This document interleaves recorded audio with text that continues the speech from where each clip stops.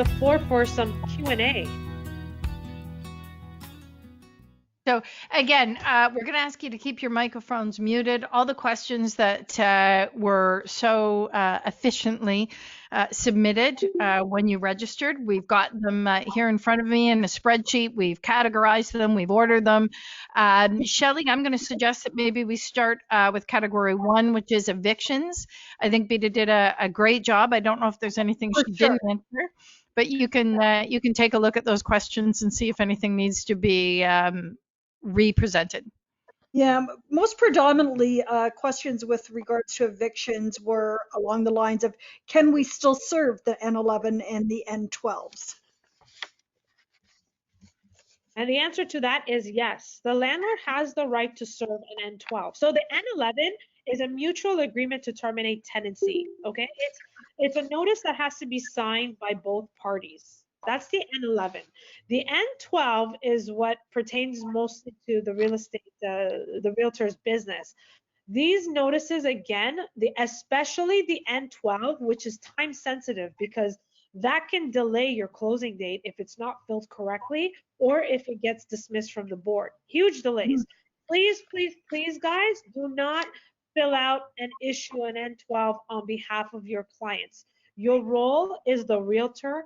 You are the real estate expert. Stay in that role, okay? Have your client get referred to a legal representative like myself or another legal rep. Okay, don't do this work for them, because what happens is if you make a mistake, you are risking that notice to be dismissed. And the N12 has a termination date of 60 days, which means if an N12 is served for the reason that the purchaser is going to be moving in, that means the N12 can only be served upon a firm accepted agreement of purchase and sale. Okay, that agreement of purchase and sale has to require that as evidence to submit to the board. Okay, and so if there's a mistake in the N12 at the hearing date, and your client is, the buyer is waiting 60 days to move in, and your hearing gets dismissed and you have to reapply, you're looking at amending your closing date, or, I mean, it's a domino effect, right? Your real estate lawyer is not going to delay closing, because that's not a good enough reason to delay closing. The buyer would have to assume the tenant. So in order for you to do things correctly, get a paralegal involved, get a legal rep involved, and ask them these questions on how you can facilitate the proper way so that your closings all get handled on time. Good advice, Beta. Also from the downtown office, a question regarding the N4. Can it be served by email? Okay, so I saw that on the side of the screen, and I made a little comment. I don't know if everybody caught that, but absolutely not. Okay, so the board, the landlord and tenant board, has their own methods of they have their own approved methods of service on their certificate of service. So anytime a notice is served onto a tenant or a landlord, a certificate of service, it's also known as an affidavit of service, right? That basically, it has to be filled out on the person who served that notice. So acceptable methods of service are if you're hand delivering it to the person, mailing it to the person, faxing it to their place of residence or their workplace, courier. Email and text messages are not acceptable methods of service.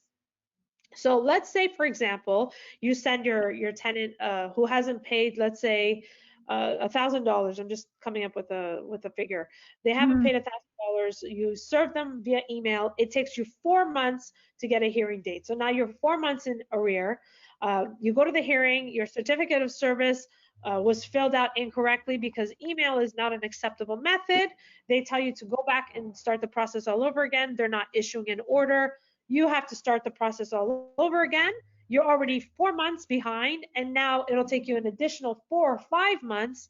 You are thousands in the hole because you served via email. Okay, so that is, it's very, very important that notices be served as per the board's acceptable methods of service. Yeah, super costly mistakes. Yes. Number of questions appeared, Shelley, from all the branches, North York, Mississauga, all to do with rent payment. I think our guest did an amazing job explaining, in no uncertain terms, no, the tenant doesn't have the right. I'm going to skip ahead to a question that's a little bit different. It's out of our North York office, Shelley, and it's regarding death of a tenant. Oh, that was yes. That's a good one here. So the question was, not to sound heartless, but as a landlord, I may face a death of a tenant. What is the protocol regarding rent? Is the tenant's family or relatives required to continue paying rent for 30 days, 60 days until I find a new tenant? What do I do? What if I have to do not pay the last month's deposit? Okay, so this is why the last month's rent deposit is very, very, very important, because in the event of a death, the landlord has the last month's rent deposit because the law says that the landlord must provide 30 days access to the family members or the next of kin of that tenant to move their belongings out. So that's why you're holding the last month's rent, because not because of them dying, but in the event that someone passes away, you have a last month's rent deposit. Okay, because by law, you have to allow 30 days after the person has died for them to clear out, for the next of kin or family members to remove the belongings from that unit. Good question and very informative for sure. Yeah, and a thoughtful one too. Yeah. And that doesn't necessarily have anything to do with COVID, but I certainly, if you are someone who is an investment property owner, that's something you want and need to know. Shelley, Kingsway, Thornhill, Mississauga, downtown, all have questions about showings. Let's make that our next category. The majority seem to deal with whether or not a tenant's obligated to provide access. So I'll let you take that. Okay, there was one that came up. I have my condo up for sale. Can my tenants stop showing even if I've given the requisite 24 hours notice? Thanks. Okay, so in general, a tenant cannot interfere with the landlord selling the property. The tenant cannot interfere with showings. With 24 hours written notice, the landlord can have their agent enter the unit. However, okay, because common practice and what the law says is different. Common practice says the buyer agent will book an appointment through the listing office, the receptionist at the listing broker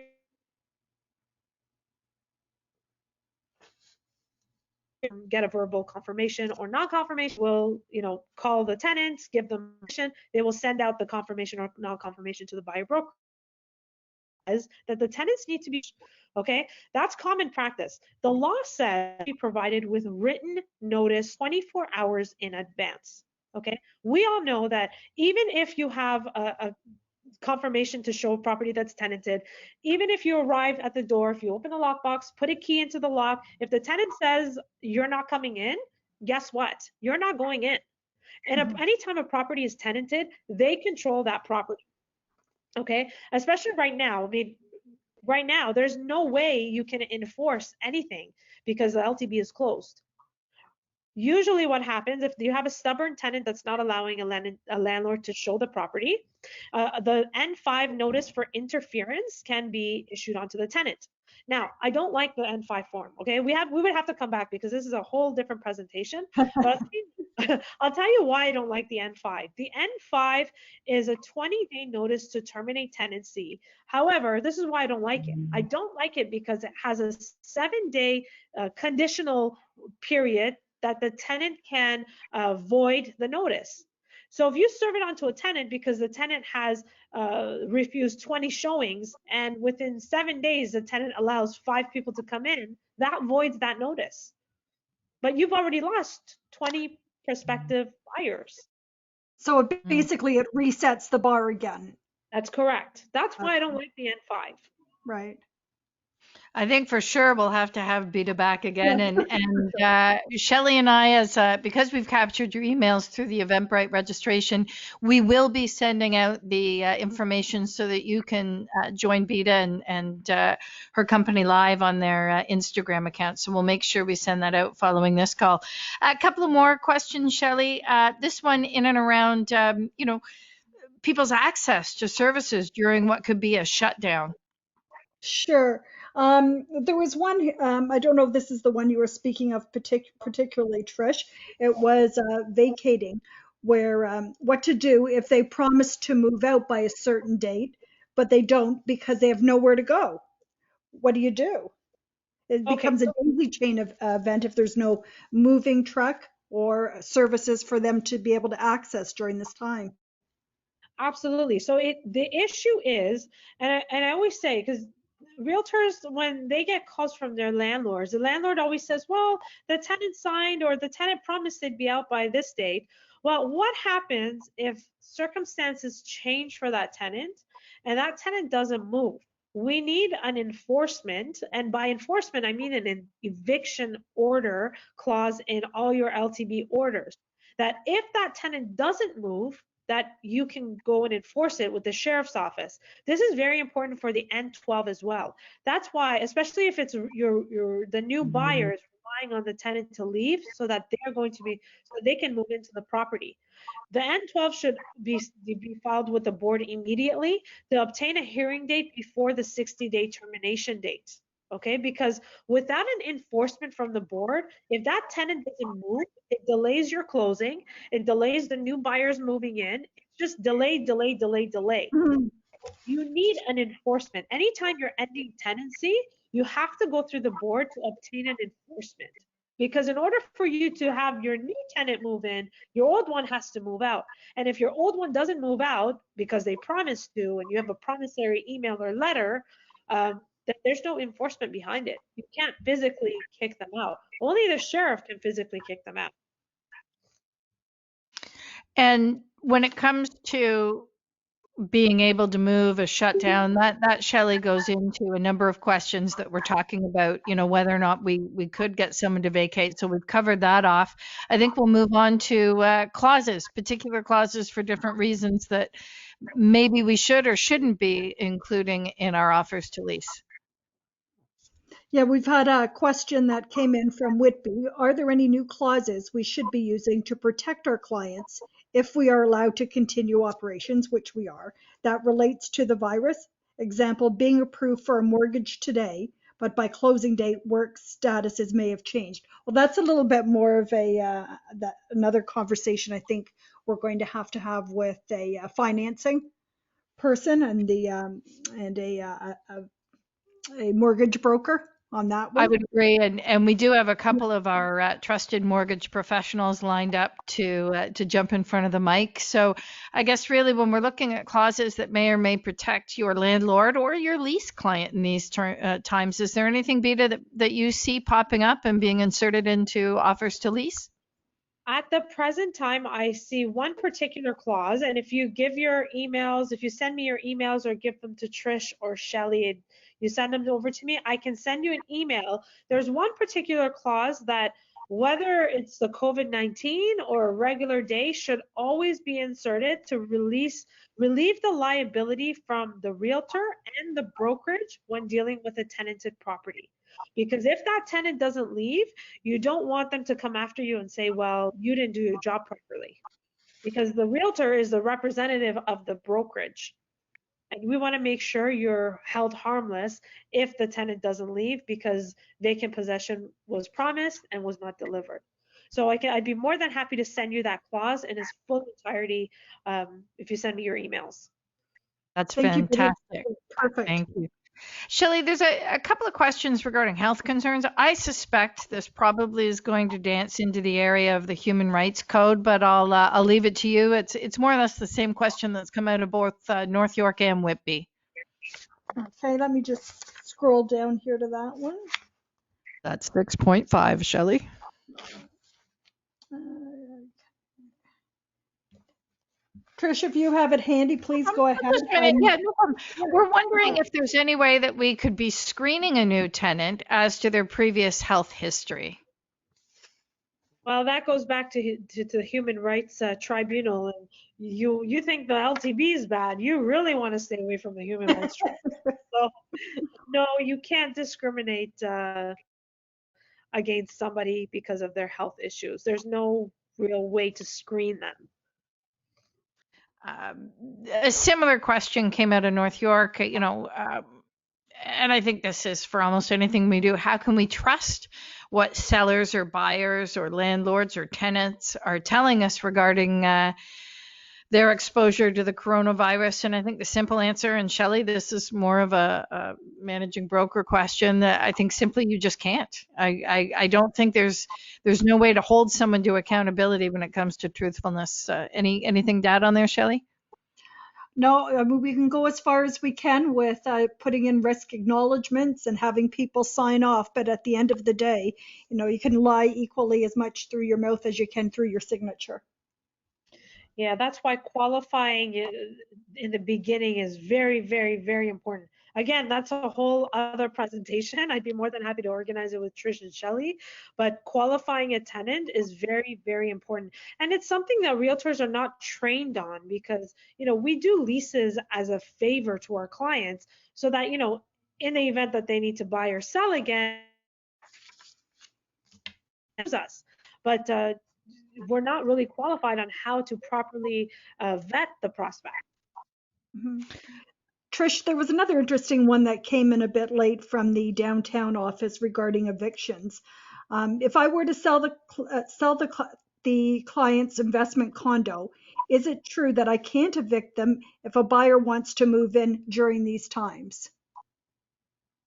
So right now, all landlords who have in their hand an eviction order past March 16th, they are not able to enforce them.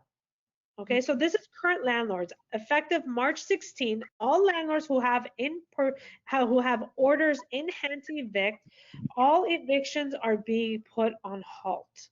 Okay, that doesn't mean that a landlord right now cannot pursue legal action. It doesn't mean that. It just means right now, anyone who has an order is on halt. There's no evictions being taken place right now. Mm-hmm. Shelley, we've got a grouping of questions that are related more or less to assistance for landlords. I know we covered deferrals. There's some question that popped up about university students. Have we as yet, Beta, seen university students being called back home? I mean, this took place not so long ago for different political reasons, but are you getting reports of landlords being left with empty properties because international students are heading home? Well, right. I just got a call before I came on this call. It was a realtor of mine who has a client who was a landlord in London that the tenants who are 5 girls or 5 roommates are wanting to move out at the end of March because the school's been canceled for the year. So, I mean, the small landlords are losing thousands. I mean, April, May, June, July, August, September. That's months of no rent, no rental Mm-hmm. income. We've got an interesting question here, Shelley. It's coming at the someone who's registered, prior to my organizing the questions for you. So if you don't mind, I'm just going to read this out. It's more of a broker question. I think what we'll do is we'll have our legal counsel on as well.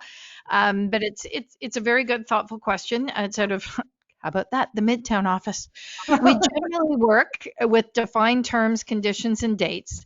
Is it possible to have a closing of a house in the future with no specific date, but only after the government deems it safe for the general public to be around each other?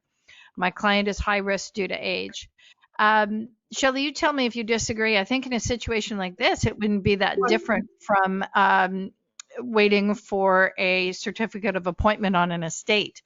So we could set a date in the future, but say that both parties agree that date could be advanced with so much notice, right? We do that when the certificate is available. It could also just, be either party having the right to advance that date no longer than 30 days with so much notice. Are you thinking the same thing? I am. I think that would be the best way to deal with it in exactly the same light. Okay, perfect. I think we've covered off the majority of our questions. There's a few straggly questions, and again, please don't be upset if we didn't hit yours. Some of them we deemed as being slightly outside the topic today. Someone's been asking whether or not we'll be able to provide them with virtual presentations for buyers and sellers. That comes out of the Thornhill office. The service excellence buyer and listing presentations, we have put into a PowerPoint presentation. That's something that you could certainly put up online. If you were to ask your manager for the PowerPoint version, they could provide you with that. Myself, I know I'll be hosting some workshops coming down the line on how to get things up on landing pages. So that would be a perfect example of where we can help you out with that. Shelley, any other ones you wanted to run off real quick before we thank Beta and let her go? Anything non-related that somebody might want to hear your voice on? Yeah, I know that we're going to be working on putting together guest speakers and some workshops, as well as the level 1 and level 2 training coming up. If everyone can just bear with us in the meantime as we try and figure out the different technical aspects of it, that's much appreciated. As always, all of your managing brokers are available for your one-on-one calls, so please don't feel like you're out there going this alone. Well, and Shelley, before I let you sign off with Beta, and thank you for bringing her on the call. That was your contact. I appreciate you sharing her with us. I want to thank all of you for your patience. This is the first time we've run this out of the gate. Andrew is very enthusiastic about the fact that when we come out the other side of this, we're going to be a slightly different brokerage. We're going to be maybe a little leaner, a little meaner, a little faster on our feet. And personally, I'm really excited about being able to connect with everyone virtually. It gives everyone the opportunity to connect with the full bench strength of the management team. So thank you for joining us today, and thank you for your patience. And I just want to thank you, Beta, for taking your time to spend with us today here at Terrequity. And just a little plug, Stonegate Legal Services are available for free consultations, or if you're looking for landlord and tenant paralegals to represent you at the Landlord and Tenant Board or at Small Claims Court, please take time to take a look at their fabulous 5-star reviews on Google. And to my colleague and my co-host and my wingman, Trish Manning, thank you. Always a pleasure to work together. I love it. I love you too, Maverick. And again, thanks to our Terrequity reps for joining us and your participation. We hope you found this useful. We'll send the recording out when we're done. And of course, as I promised, more details on Beta's live tomorrow at 10 a.m. Thank you. Thank you, ladies. And let's work and put together Elise's presentation. That would be awesome for your realtors. Thanks so much again for having me on. Sounds great. Okay. Bye, everyone. We're all in. Thanks so much. Take care. Thanks. Okay, bye-bye. Next.